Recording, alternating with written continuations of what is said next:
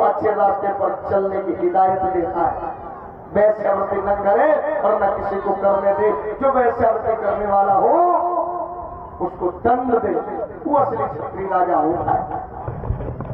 तुम कहते हो शराब पीना, अरे शराब पीने वाला असली क्षत्रिय नहीं होता है, क्योंकि जब शराब में वो डूब जाएगा, अचानक में कोई बाहरी राजा आकर के उसके राज्य पर आक्रमण कर देगा, वो तो नशे में पड़ा होगा। असली क्षत्रिय उसे कहते जो सूझबूझ के कर लेता है। देवदत्त कहने लगा, अरे तू लोगों को बातों में फंसा रहा है, अरे यशोधरा को बातों में फंसा लेगा, हमें नहीं फंसा पाएगा। अरे नहीं तो हो जाए एक हाथ।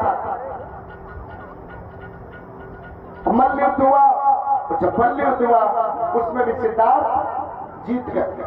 घोड़े की रेस हुई, सिद्धार्थ जीत गए। अब देवदत्त के कई साथी बड़ा परेशान कि हर बार सिद्धार्थ जीत रहे। अंतिम एक लक्ष्य रखा कि ठीक है, एक लक्ष्य और होगा, उस लक्ष्य को अगर इन्होंने प्राप्त कर लिया तो यशोधरा इनके साथ में ब्याह का। ठीक है, तो क्या हुआ, एक फूलों का गुच्छा ऊपर मंडप के ऊपर, बहुत बड़ा मंडप सजा है, लटका दिया गया फूलों का गुच्छा, और गुच्छे के कुछ नीचे 7 छिद्रों वाला एक चक्र नाच रहा है, घूम रहा है।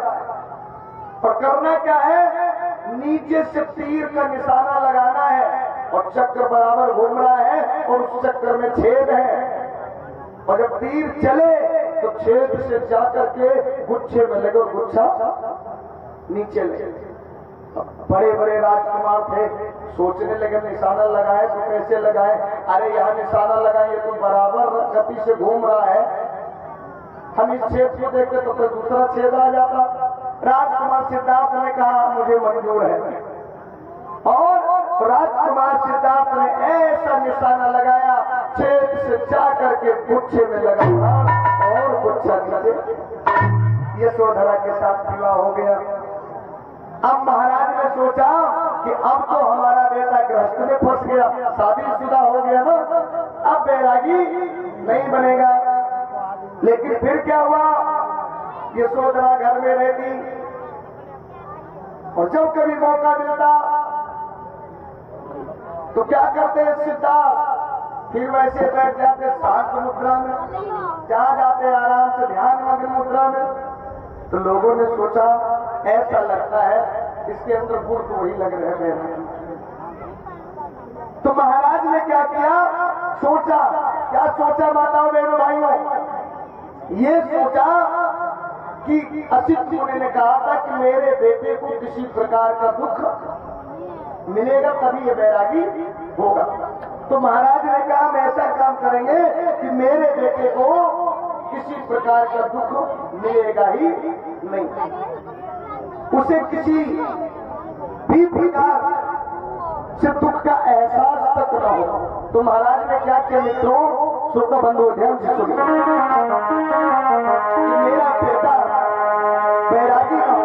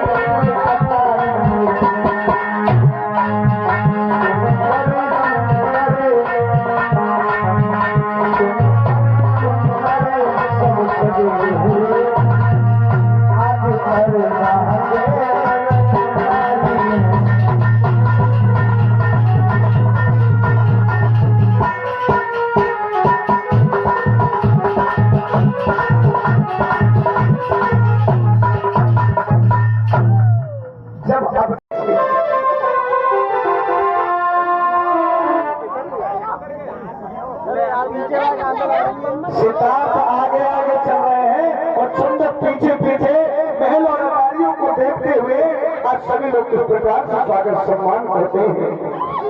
बहुत ही सुंदर नजारा है। सिद्धार्थ का सभी लोग स्वागत और सम्मान करते हैं। आज सिद्धार्थ बड़े ही प्रसन्न हुए कि हमारे राज्य में रहने वाले नर नारी हमारे पिता के राज्य में कोई दुखी नहीं है। सब लोग हमारा कितना सम्मान करते हैं। सभी लोग को प्रसन्न कर दीजिए।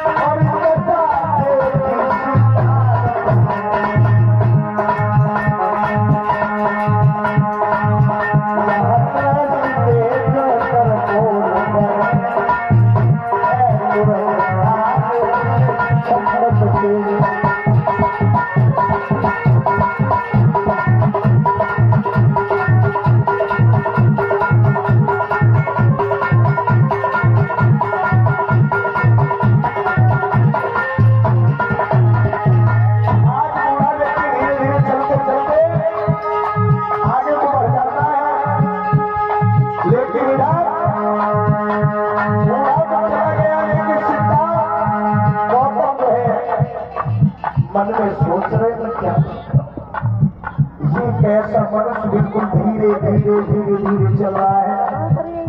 कमर झुकी है, लाठी के सहारे चल रहा है।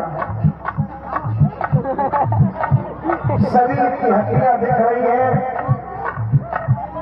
क्या मतलब है? आज शब्द से बोल पड़े भैया ये बात क्या है?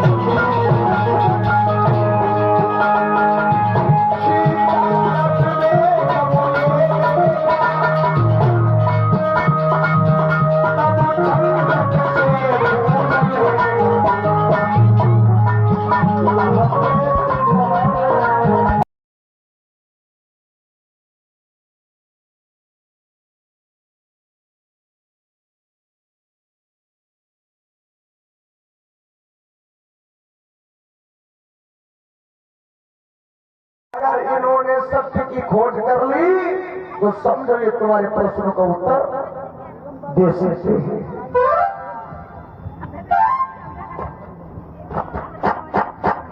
तो इस तरह से शांत बैठने से कोई सत्य की खोज कैसे कर सकता भैया? मैंने लोगों से सुना है जो ध्यान साधना करता, तपस्या करता है, उसे ईश्वर की प्राप्ति हो जाती है। और जिसको ईश्वर की प्राप्ति हो जाती है, अरे वो तो हर प्रश्न का जवाब दे सकता है। इसलिए यहाँ ईश्वर की खोज में बैठे हैं, सत्य को खोजो। मुझे भी यही लगता है कि सबसे अच्छा यही रास्ता है। आज चंदक कहने लगा भैया चलो, अरे आगे चलो, जल्दी से महलों को पहुंचना है। नहीं तो महाराज यही कहेंगे मैंने तुमसे कहा था संध्या होने से पहले पहले महलों को आ जाना। बोली भैया चलो। और आगे बढ़े राजकुमारी सिद्धार्थ आज मन में यही विचार कर रहे हैं क्या इस दुनिया में दुख ही दुख है।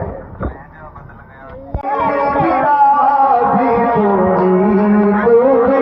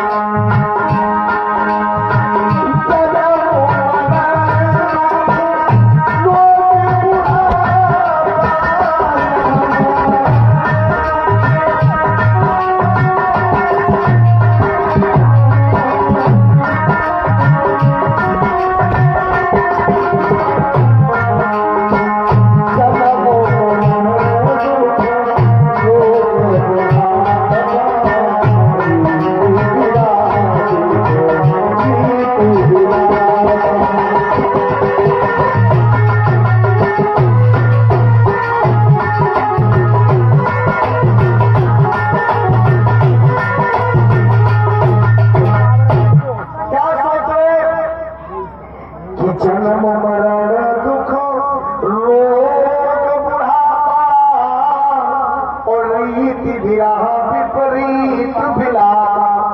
इस संसार में जन्म लेना भी दुख है और मृत्यु को प्राप्त करना भी दुख है। जब किसी का जन्म होता है तो वो रोता रोता पैदा होता है और जब वो मरता है तो उसके परिवार के लोग रोते हैं। जन्म लेना भी दुख है, मृत्यु को पाना भी दुख है और किसी से प्रीति हो जाए तब भी दुख है और किसी से अनरीति हो जाए तब भी दुख है। किसी वस्तु की चाहत है कि ये वस्तु हमें मिल जाए, अगर ना मिले तब भी दुख, अगर मिलने के बाद बिछड़ जाए तब भी दुख। अगर बीमारी आ जाए, रोग आ जाए तब भी दुख, बुढ़ापा आ जाए तब भी दुख। अर्थात चारों तरफ दुख ही दुख है और इस संसार में कोई सुखी नहीं है। इस प्रकार से सोच है संसार में और हर कोई दुखी है, हर कोई कि आज के संसार में और कोई न सुखी है। किसी न किसी बात से हर कोई दुखी है।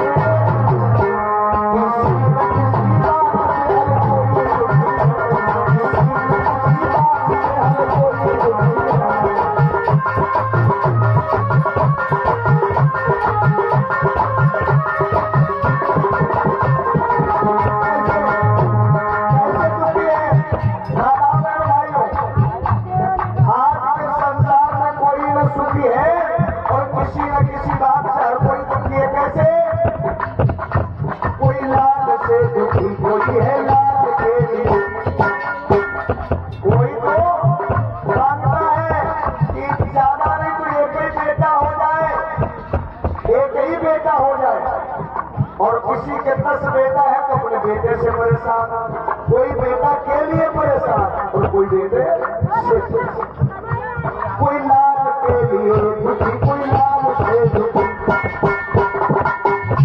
कोई दुखी धनवान से, कोई माल के लिए, कोई दुखी धनवान से पैसा तो बहुत है, दुखी इस बात से है कि इसे खर्च कहाँ करे।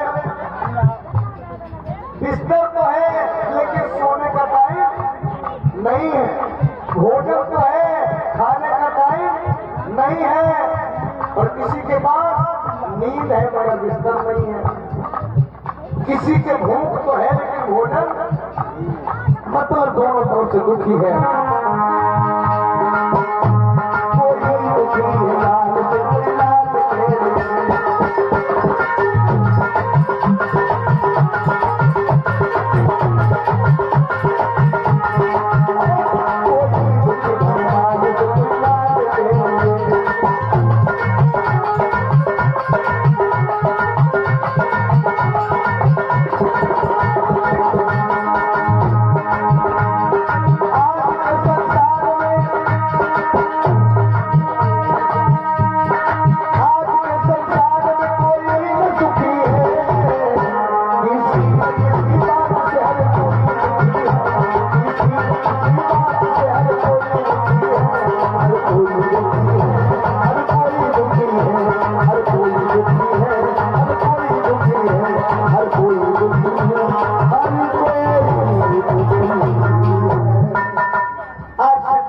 सोच रहे हैं कि मैंने क्या देखा संसार में चारों।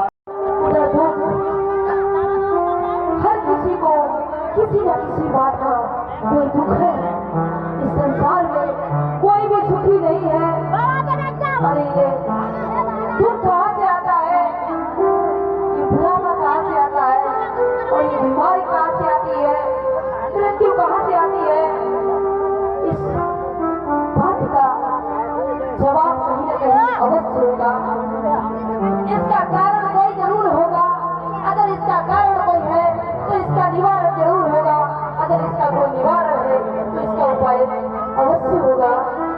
और नहीं ढूंढना है मुझे बस इसी चीज की खोज करनी है। आज राजकुमार सिद्धार्थ मन में सोचने लगे क्या दुख है तो उस दुख आए जलियो बुलाए रही जनता